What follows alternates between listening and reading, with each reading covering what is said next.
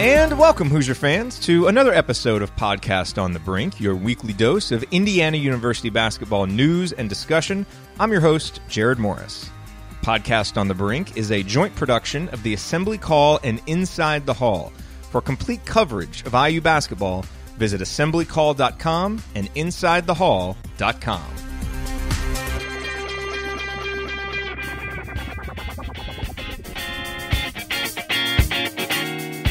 This episode of Podcast on the Brink is brought to you by Crane Credit Union. Get a $150 deposit into your new Crane Credit Union checking account when you get e-statements, have direct deposit, and use your debit card. Plus, there's no monthly service charges and no minimum balance to open your account. Stop in at any of Crane Credit Union's 14 locations or visit their website at cranecu.org for more information. That's cranecu.org. Crane Credit Union is federally insured by NCUA. On this week's edition of Podcast on the Brink, I cross a name off my IU interview bucket list. Victor Oladipo joins me and Alex Bozich to reflect on Victor's time at IU, provide his thoughts on Tom Crean's firing and the next era of IU basketball, discuss how things are going for him in Oklahoma City, and more. And of course, we discuss his upcoming basketball camp, which takes place June 19th through the 23rd in Greenwood, Indiana. More details are available at vicoladipo.com. Alrighty. Well, this is a great conversation with a legendary Hoosier. I think you will enjoy it, and it is coming up on Podcast on the Brink.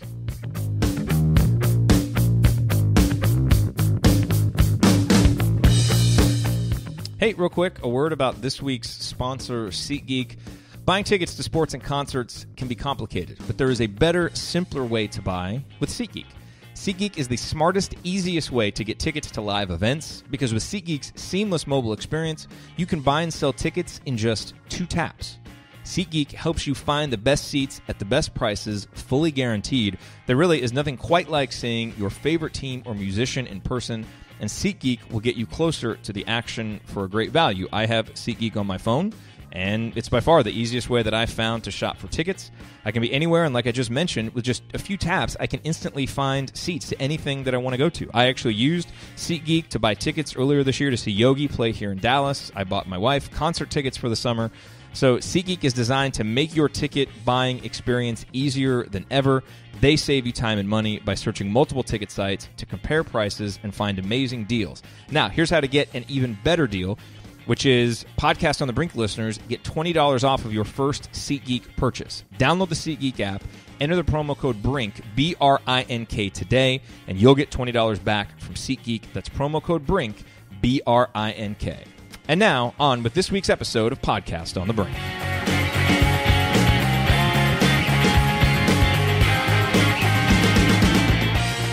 Hello?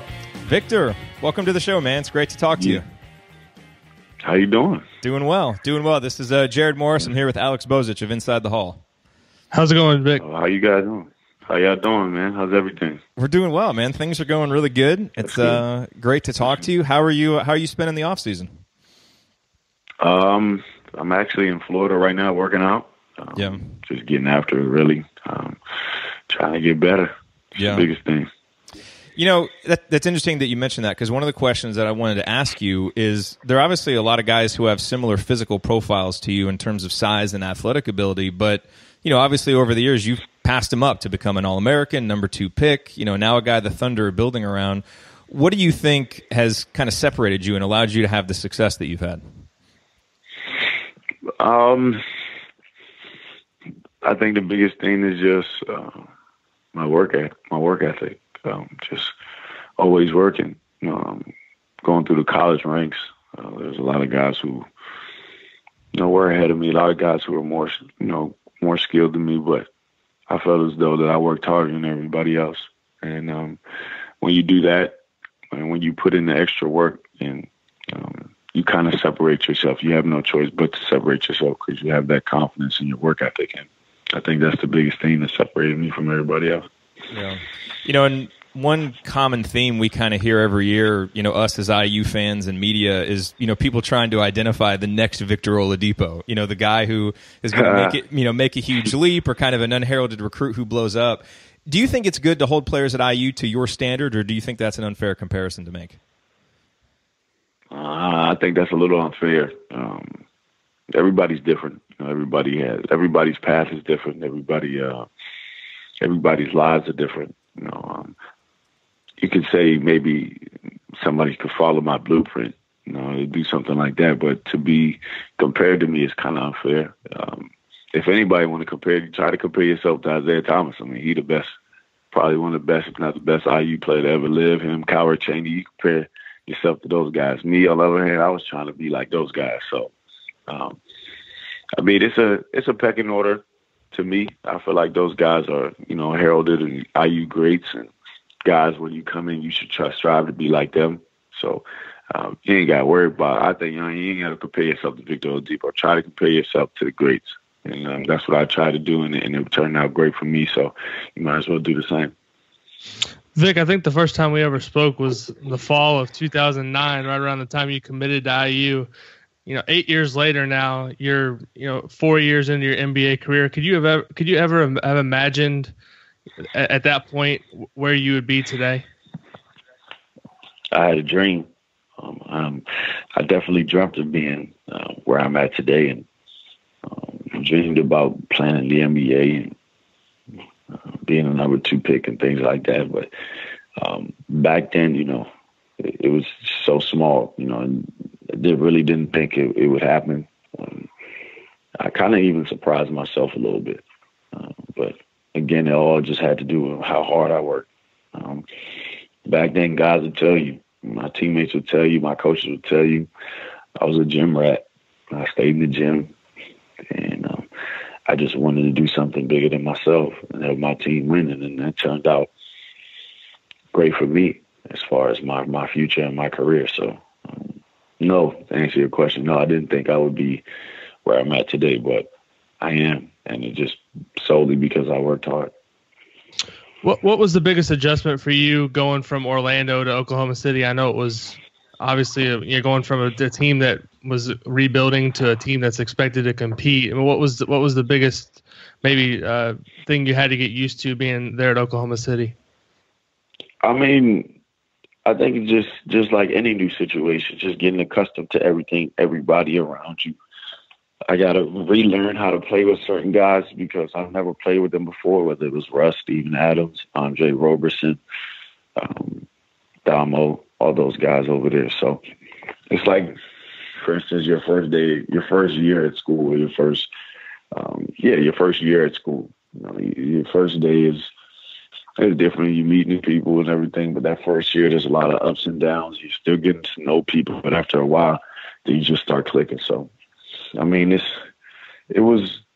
probably was the biggest adjustment, just getting used to everybody and used to the environment and everything like that. But once things started getting going, I started getting more and more comfortable for the most part. So, Victor, you've got a basketball camp coming up, as I mentioned to folks earlier in our show, June 19th through the 23rd in Greenwood, and people can get information at VicOladipo.com. What is your goal for the camp? What do you want the kids who come to get out of it? I think the biggest thing is just show kids that we're just like them. Growing up, I know from a kid's perspective, it was kind of amazing to be surrounded by an NBA player or somebody you see on TV or what people may call a famous player. But our biggest thing is to show them that we came from where they came from. We were just like them at one point in our lives. We were just little kids that had dreams. And my biggest thing to get from this camp is not only learn basketball and learn the ins and outs of basketball, but to also help them realize that they can do something bigger than themselves too. They can become doctors or basketball players or NFL players or lawyers or the president of the United States. Anything they want to do, they can really become it if they really just stay locked into it. So that's the biggest thing I want them to get from this camp. And also it's going to be fun. Of course, it's got to be fun too, but that's the biggest thing I want them to take away from it. Yeah. When you're in Indiana, do you think you'll get a chance to get back down to Bloomington and check out how things are going down there? I definitely plan on going down there and checking them out. Talked to coach already, so we'll see how it goes. Hopefully I get a chance to, get down there and then play with those guys and, see how everything's going out there. So I'm looking forward to that chance comes. What are you? You said you got a chance to talk to Coach. What did you guys talk about? What are kind of your thoughts on how everything's going this offseason for IU?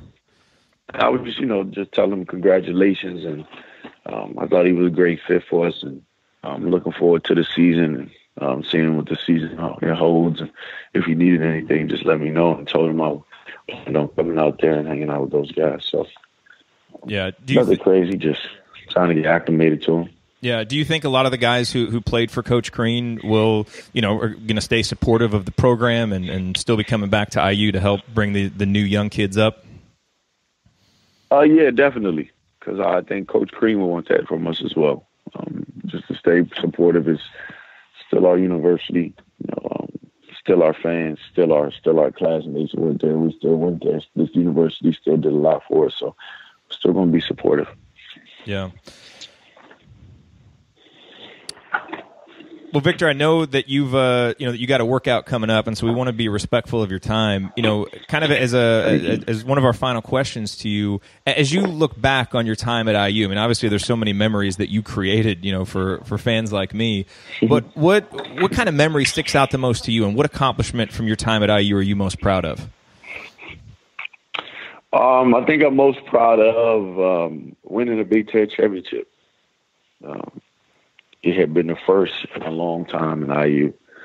And for us to come in my third year and going through all we went through and win a Big Ten regular season championship was huge for the program. It was huge for us, especially coming from winning, 10 or 12 games my rookie year and then blowing up kind of sort of my sophomore year, going to the Sweet 16, coming up short, and then coming back the following year and winning that was huge for us. And it was a very emotional game for everybody. And we had to fight in Michigan. And it was definitely probably the most memorable game I've ever played in. So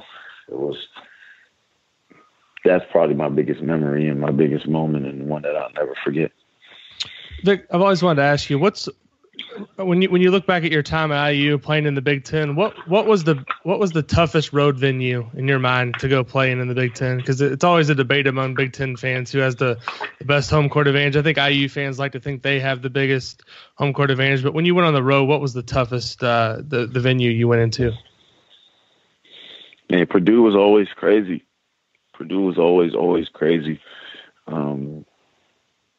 That was probably the craziest. Very vulgar environment that I've ever been a part of. But I mean, IU probably hands down, if I was an opponent, is definitely probably the hardest venue to play in the Big Ten. Just even being on the winning team, it was just sometimes amazing how loud that arena was and got. So, but if I had to choose, I'd probably say Purdue is really crazy, and my second would probably be Michigan State. Michigan State's always wild too. Yeah. So, Victor, speaking of Assembly Hall and being loud and crazy, this is my last question for you, and this is one that a lot of people wanted us to ask. Obviously, you were part of maybe the greatest missed alley-oop in the history of college basketball against Michigan your junior year. Can you even fathom how loud it would have been at Assembly Hall if you and Jordy had connected on that one? It probably would have been the loudest it's ever been. And I probably would have, I don't know, I probably would have lost my cool if I would have hit that dunk. So, oh man, I mean, the fact that it blew up the way it did and I missed, I could only imagine what would happen if I would have made it. Jordy just got to throw better passes, man. I tried to tell him, man. we interviewed him. Pass, I would have made it. We interviewed him on a recent episode, and he said the same thing. So, who knows? Maybe you guys can someday reprise that and give it another shot. Definitely, you never know. Cool. Well, Victor, thanks a lot for the time, man. We know you have to get to a workout right now, but again, the basketball camp is June 19th through the 23rd in Greenwood. For details, go to VicOladipo.com. We wish you all the best, man, in your future in the NBA with the Thunder, and we just appreciate everything you've done as a Hoosier. No problem, man. Thank you, guys. I appreciate it. Yep. Thanks, Vic. Thanks, Thank you. Victor. All right. All right, Alex. Well, that was kind of cool. I have to say, ever since I started the assembly call and we started doing this podcast together, Victor's been one of the guys that I always wanted to interview. So that was pretty neat to get a chance to talk to him. I know you have before, but that was my first chance to talk with him. So yeah, think about. I think for us, as we build the podcast, and I know it's a big deal to both of us that we continue to kind of grow the show and have good guests on and give good content to our listeners. That was awesome. Just to have a chance to talk to a guy who just went through his fourth season in the NBA, played on his first playoff team in Oklahoma City, gets a chance to play with Russell Westbrook every night. And really, you look at the last 15, 20 years of IU basketball, he's one of the best players to put on the uniform, and a really great ambassador, really great guy to kind of have as if the face, not the face of the program now, but somebody that kind of you can point to and say, hey, this guy came through Indiana when you're going out to recruit. So, this it was a fun conversation, and appreciate Victor taking the time out of his busy schedule, obviously, to talk to us. Yeah, no, me too. We had a little bit less time than we thought, so obviously, there were a lot of questions we wanted to ask that we weren't able to. But I thought even in the time that we were able to talk with him, he really gave us a lot of good stuff. And I thought the most interesting answer was, about comparing players to him, because obviously that's something that we all do. It's kind of a natural thing. Who's going to take the leap like Victor, and what unheralded recruit can be the next Victor Oladipo. And I thought it was interesting that he basically bypassed himself and said, look at guys like Isaiah, look at guys like Calbert, compare yourselves to them because they're the greats. And that's what I was trying to do. And I think that's kind of a little window into the mentality and the work ethic and the humility, that he showed as a player that helped him be great. So I thought that was a really interesting answer that he gave there. Yeah, even when he, got that, had that junior year that I don't want to say it came out of nowhere, but nobody really expected him to be an AP All-American, a finalist for the Wooden Award, number 2 pick. But even as that season went along, you never felt like he looked at himself any differently than anybody else on the team. He's just one of the guys. And even in that interview, just now talking to him, he's, as I mentioned, talking to him 8 years ago when he was, just committed to Indiana.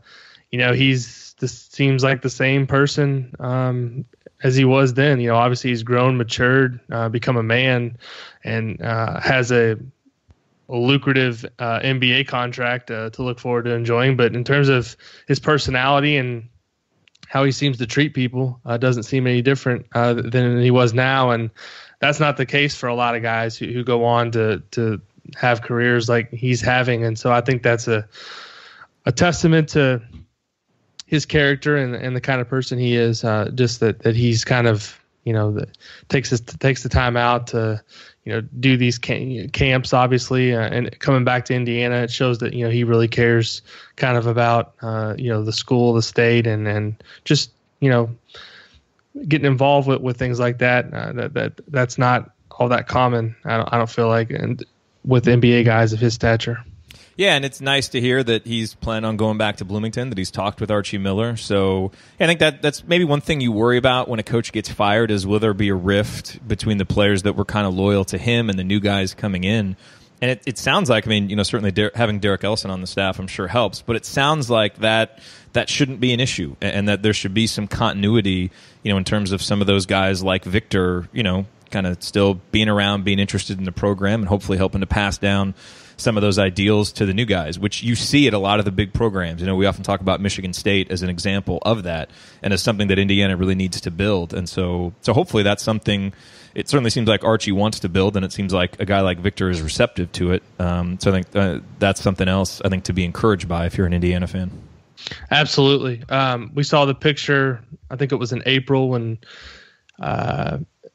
he showed up at the EYBL, I think in Indianapolis, or it might have been one of the other sessions. But regardless, Archie Miller was there and they shared a handshake and there was a picture taken. I think it kind of blew up on social media, but it's good to hear that communication has continued and that he plans on getting down there this summer and having a chance to, meet the new coaching staff and maybe work out with some of the guys and just kind of, be around the program, because he is an alum of Indiana University, even though he is an NBA player right now, and that's his primary focus. It's very cool to see him still place a priority and coming back to Bloomington and Indiana and giving back to the state. So I think it's, I think it's really good to have him around in any capacity this summer would be obviously a really good thing for the program, just to show guys kind of what it's like to work at that level, and any advice that he can give to the current team, current players. I know he probably knows some of them already a little bit, some of the older guys like Robert Johnson, who was recruited when Victor was still there. Just to have him around even for a couple of days would be awesome, I think, for the current players. So a couple of quick hit questions for you here, Alex, as we wrap up and switch gears just a little bit.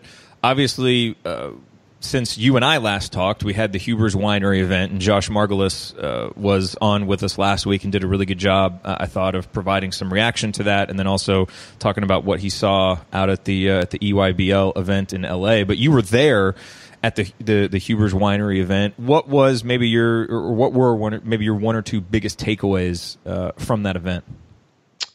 Well, the number one takeaway was the amount of people that were there. I've been going to that event really ever since I have been doing Inside the Hall in a full-time capacity. It's close by where I live, so I make it a priority to go every year. And really, it seems like it's the only one of those events that's kind of stayed on the schedule as like a priority for IU athletics to be at every year. I mean, there's been some other on-the-road tour events, as they call them, around the state that have kind of come on and off the schedule. This one, stays at the same time every year. It's, late May, early June, and every year the basketball coach is there. In the past, it's been Tom Crean. Now this is the first year Archie Miller was there. And, last year I think there was around 500, maybe a little bit more than 500 people there. And this year they had to cut it off at a little bit over 900, from my understanding. And you've obviously never been to the room there, but it's pretty much like a banquet hall. They have a lot of receptions there and different things at the winery. And I've never seen the room that packed. Been there plenty of times, and they had tables pretty much. There was really nowhere to stand for us media. I had to. That's why when I recorded that audio of the speech, I had to move around a little bit because I couldn't get good audio. It improved as it went along, but it was just packed from wall to wall of people, and the enthusiasm of these people for them to show up in those numbers in late May to listen to Archie Miller talk for 30 minutes about IU basketball just kind of shows the excitement around the program right now. So that was my first takeaway. And then some of the smaller takeaways, I would say, obviously the Deron Davis thing to me was a little surprising that he had gotten up to 271 pounds, but I think it's positive that he's really getting that under control and seems to be heading in the right direction with his conditioning. In fairness, I gained about that much weight when I was a freshman at IU. So well, that's fair. Me too. And then also, I think it was notable to me kind of which guys had decided to stick around, for those 4 weeks when they didn't have to. I mean, I think Archie was pretty clear that, any of those guys were kind of had the option to go take a break, recharge, and they've been through a lot. And you've got 5 guys that chose to take I think a couple of them, Curtis maybe took a couple of days, but then got right back at it.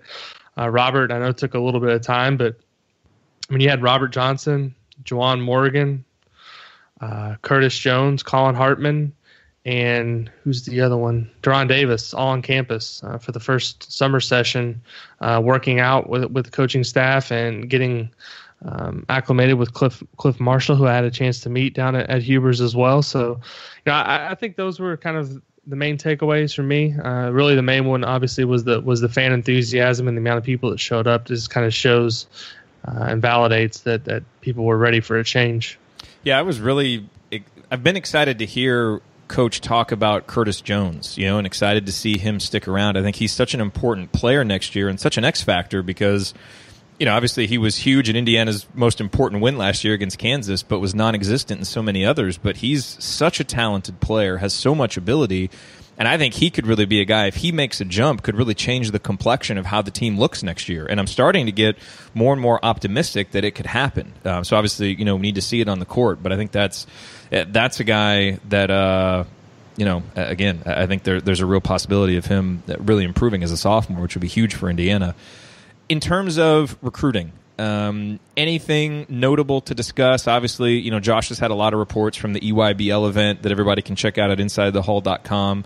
And then, just last night, we're recording this on Wednesday, but just last night, the Indiana junior versus senior game, the juniors won. Obviously, a lot of, Indiana targets in that game. Anything jump out at you over the past couple weeks on the recruiting trail? It's been pretty quiet. Notable last night to me was that a couple guys talked that there's going to be a team camp at Indiana on June 24th, and that's not something that Tom Crean did. So basically what that is going to be like high school teams from around the state are going to come to Indiana that day and have like a team camp of sorts with the coaching staff, which I think is a good opportunity to kind of showcase your program. And Robert Finnessy talked about being at that, Eric Hunter. I'm not sure. Demezy Anderson mentioned a visit coming up to IU. I'm not sure if it was for just a unofficial visit or the team camp, but I was really impressed with last night with Aaron Henry, the kid from Ben Davis, who I'll have highlights of at some point on the site here soon. But he's kind of being a little under recruited around the state, and I think he's got a little bit of Big Ten interest, but not a ton. But he's a name I think to watch as things move forward. And then obviously Robert Finnessy played pretty well. Eric Hunter, Musa Jallo, Demezy Anderson. Those are all names that people are familiar with. But the juniors really were back on their heels at the beginning of that game, and the seniors looked like they were going to run away with it. Chris Wilkes was dominant early on in the game, did finish with 33 points, but just didn't really have enough help. Malik Williams, the kid from Fort Wayne that's going to Louisville, dropped out of the All-Star games. He's not playing. Sasha Stefanovic, the kid from Crown Point, that's going to Purdue, wasn't there last night, and really it was Chris Wilkes versus 4 or 5 guys at a lot of times, and it was a good win for the juniors. And afterwards, talking to them, they were excited about it. But July is going to be a big month. I feel like there's a lot of work to do in this 2018 class. I think new names are going to continue to emerge, and July is going to be a huge month in terms of who the coaching staff watches and who they can kind of hone in on to get some visits set up for the fall in terms of official visits, and then getting some commitments as we get closer to the November signing period. Last question for you. Any thoughts on what Indiana might do with their open scholarship for 2017? Whether it's a guy like Naz Carter or Moretti from Italy that came in for a visit. Do you have any insight there on where Archie might be leaning? Yeah, my sense is that Naz Carter would be the priority over Moretti at this point. We'll see kind of how it develops. When Archie talked last week, he didn't seem married to the idea of filling the scholarship just to fill it. So I think if they're going to take somebody, it's going to be with the belief that it's somebody that can help the team next year. And so I think Carter at this point, with how he's played this spring in the EYBL, is a little bit more of a known commodity to the coaching staff, given the fact that they recruited him at Dayton. He's really played well this spring on the EYBL. His profile has kind of blown up a little bit nationally. So, I would tend to think that he would be the higher priority at this point. I'm not aware of an official scholarship offer at this point from Moretti. I know he did come on a visit. He's just more of an unknown commodity to me at this point. I've seen video of him, obviously, and I do know that just kind of looking at his profile in terms of where he's played in Italy, he's played with some professional teams, so I'm not sure what his status in terms of being eligible would be. I don't know how that works in terms of if you play in professional leagues. I know a lot of guys come over playing from Europe and then playing college, but I know we went through the situation previously with Guy-Marc Michel, who came over and wasn't eligible, and I know there's been other cases when guys have tried to come over and not worked out. And I'm not speculating that would be the case here, but I just think it would be a bigger long shot with a guy like that than Carter, who's more of a known commodity to me at this point. And as we learned in this episode of Podcast on the Brink, if Naz Carter does end up coming to Indiana, even though he's a guy from the East Coast, a little bit under-recruited, really good athlete, don't compare him to Victor Oladipo. It's unfair. Exactly. Do not compare it. Well, I mean, I think that was a good answer by Vic. I mean, yeah, nobody should be compared to coming in as what was he, like 144 in Rivals or 141, and then he's, after 3 years, he's the number 2 pick in the draft. I mean, I think it's pretty safe to say we're not going to see that again. So, no. Well, I mean, we may see it in college basketball somewhere, but you're not going to see it in Indiana again. I mean, it just doesn't happen. That's kind of a once in a lifetime type of deal, and I think and the thing is, Lightning already kind of struck twice with OG, who kind of followed a bit of a similar path. So yeah, I think OG could have got. I don't know if he could have gotten to Victor's status, but I think when we look back, I don't know what he's going to turn into as an NBA player, but when we look back on this season, if he would have stayed healthy in terms of being able to finish out the year and put up some bigger numbers, I think in this draft he could have got a lot higher than he's going to end up going. It still seems like most of the projections have him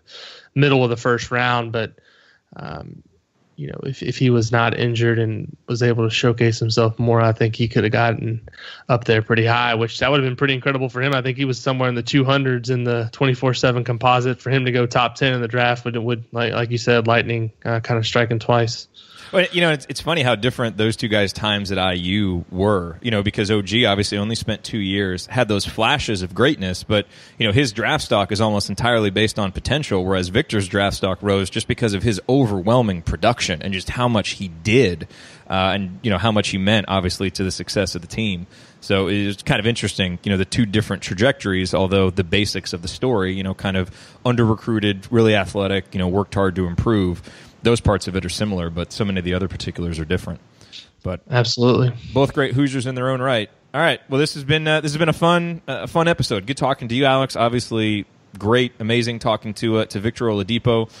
One more reminder about the camp: it's the Victor Oladipo Basketball Camp, June 19th through the 23rd in Greenwood. For details and to register, go to vicoladipo.com and join us next week on another brand new episode. We'll be right here.